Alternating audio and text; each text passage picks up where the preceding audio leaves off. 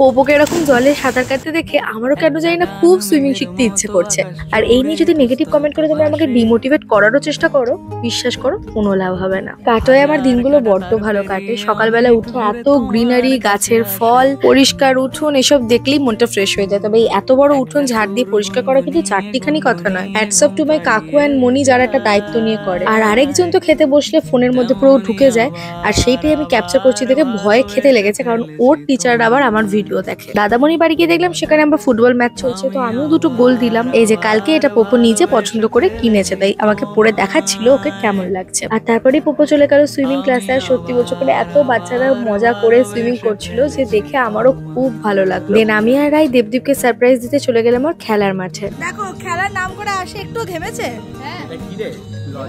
ভালো দিনই মাঠে গেছি বুঝলে। আজকে আবার দেবদীপের ক্যাপ্টেন্সিতে ওর টিম জিতেছে, সেই আনন্দে আজকেও আবার ওর টিমকে ট্রিট দিচ্ছে।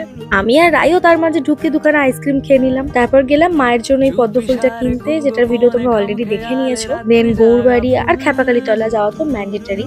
এই দুজনকে দর্শন না করলে কাটোয়ার যাওয়াটাই অসম্পূর্ণ থেকে যায়। রাধা মাধব বাড়িতে গিয়ে আলাপ হলো আরেকটা পাকা বুড়ির সঙ্গে। আর মাইমার জন্য আমি এই শাড়িটা কিনে এনেছি। মাইমার তো বেশ পছন্দই হয়েছে। আর দেখো রায়ের জন্য এই ব্ল্যাক কালারের, ব্ল্যাকের সাথে মেহেন্দি গ্রিনের কম্বিনেশনটা মন্দ লাগছে না, কি বল? আচ্ছা তোমাদের কি মনে হয় ব্ল্যাকের সাথে কোন কালার কম্বিনেশনটা সবচেয়ে ভালো যায়? কমেন্টে জানিও। তারপর অঙ্কিতাদির বুটিকে গেলাম, আর ওখান থেকে কি শাড়ি কিনেছি সেটা নেক্সট পার্টে তোমাদের সাথে শেয়ার করবো। Okay bye.